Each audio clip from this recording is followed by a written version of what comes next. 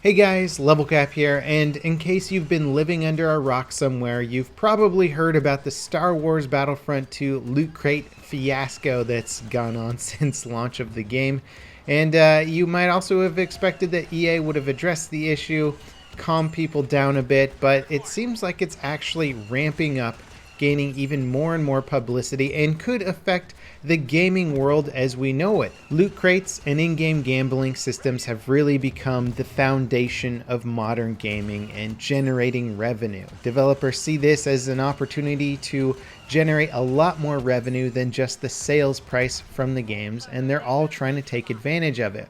Whether it's a free-to-play game or a $60 AAA title, all developers seem to be trying to get in on this racket, and the gaming world is reacting very negatively. Star Wars Battlefront 2 is certainly not the first game to try and do this, or even the first AAA game to try and incorporate loot crates as a major part of its business model, but it is one of the first AAA games to just blatantly show that they're going to offer actual in-game upgrades that can give you an advantage over your opponents in exchange for money. This was a huge mistake on DICE's part, but what it's done is it's caused such a big media fiasco for them that a lot of countries are just starting to look at the loot crate system itself and consider whether or not this is a form of legalized gambling, which personally I believe it truly is.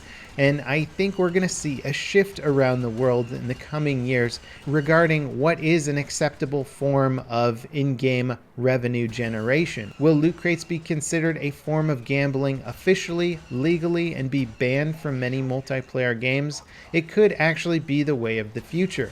Belgium is now investigating Star Wars Battlefront 2's loot crate system to determine whether or not it should be considered gambling and potentially outlaw the practice. This is also something that I believe is going to be investigated very soon with China, as China has been cracking down on stuff like this, and they could very well lead the way in some of the most fair and progressive gaming practices in the world. The thing is, if countries do outlaw loot crate type systems from video games, that's not just going to affect games like Star Wars Battlefront 2. It's going to affect most games that are on the market right now. In fact, take pretty much every major EA lineup game right now. You got FIFA, you got Battlefield, you got Battlefront. They're going to have to change their in-game economy systems completely. Take many of the Blizzard games right now. You got Hearthstone, you got Overwatch, big games that revolve almost exclusively on their loot crate economy to generate revenue. That would have to change completely. Now, perhaps countries like Belgium or China can spearhead the way. It's hard to say how quickly these same practices would follow in the US. Traditionally, our biggest corporations here have the most control over lobbying and lawmaking, and it can make implementing new laws very difficult when they have so much control. And it may be harder to convince politicians that they should enact laws that are really going to initially hurt the gaming industry. Generally speaking, we don't want to hurt our big industries. They're good on the economy, they get people to spend money, and that overall can seem like a benefit on paper. The problem is that when a lot of these industries start relying on gambling-like tactics and addictive tendencies in people, that's when we have a problem. And I think in general, people might be surprised when they find out just who's spending the thousands and thousands of dollars in these pay-to-win systems. We call them whales in the industry, players that are spending thousands of dollars, maybe even $15,000 on like loot crates to get an advantage over other players or cosmetic upgrades.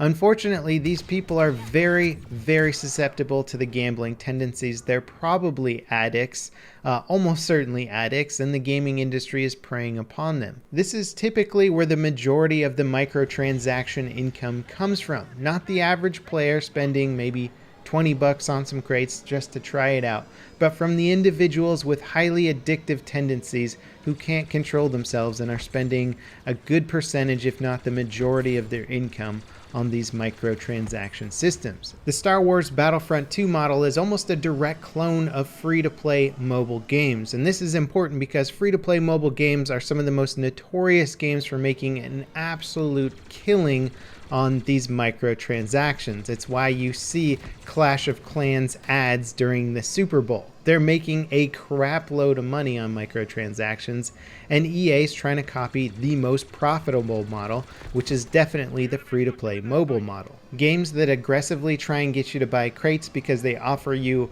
actual in-game advantages over other players are generally considered to be a predatory model, and these are the things that you got to watch out for. And because Star Wars Battlefront 2 has incorporated one of the most, I would say, egregious predatory models in a $60 game, it has really acted as a catalyst to look at the entire gaming industry, at least in other countries, hopefully in the US soon. Now, when it comes to the actual future of Star Wars Battlefront 2, the developers have hosted an AMA where they tried to answer a lot of questions. Obviously, almost all those questions were about the progression and loot crate system, and they've also promoted Dennis Brandval to lead designer of the game. I personally know Dennis. I met him when I was covering Battlefield 4 content. He's been working on Battlefield 4, Star Wars Battlefront 1, and now Star Wars Battlefront 2.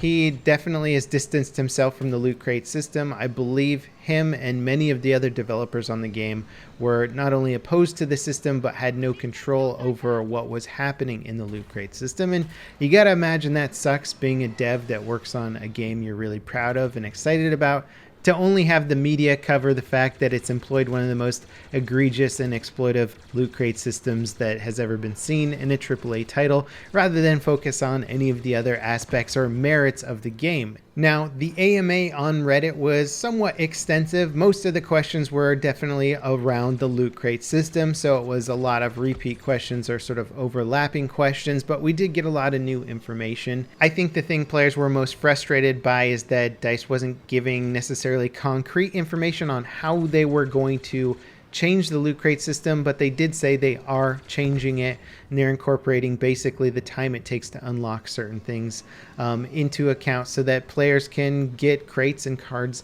at a faster rate. So hopefully this will be implemented soon.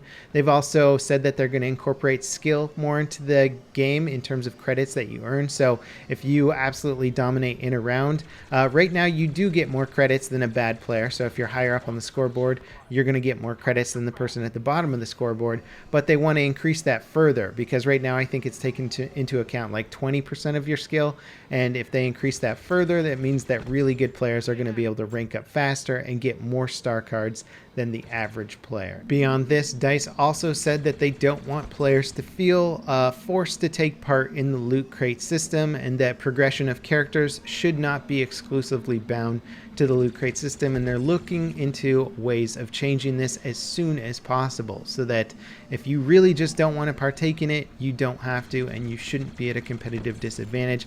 Of course, this is a vague answer, but I am encouraged by the fact that the people in charge of the game right now are probably going to do everything in their power to try and get away from this pay-to-win system that DICE currently has and make it more of a, hopefully, cosmetic system. In fact, Dennis responded to one of the questions about why not adding more cosmetic items into the loot crate system, and apparently there's a lot of people at DICE that are already coming up with a lot of cool cosmetic ideas that maybe can be used to replace some of the stuff in crates, or make it more about cosmetic upgrades. There's plenty of Clone Trooper content there that was also mentioned in the response, and hopefully that stuff will be coming in the near future. They also talked about potentially prototyping a new squad system that allows more players to play with each other and spawn closer to each other, and also maybe even implementing the classic game mode Galactic Conquest. And so there is some pretty interesting information there on the AMA. I recommend reading through it if you have the time.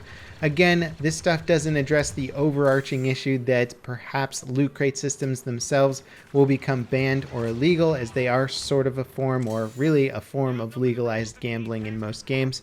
And that'll be an interesting take on just the future of game development in general. It's almost impossible to talk about big titles nowadays that don't incorporate some form of this loot crate system. So if this system in general is abolished, developers are going to have to find a new way to make their microtransaction money after the fact. It's not to say that microtransactions could get banned or could get abolished, but just the way in which you gain items through a gambling-like system could be the thing that is removed. Anyway, I'll be following the development of Star Wars Battlefront 2 like a hawk. The first major patch for this game that changes loot crate mechanics is going to be one to watch out for sure.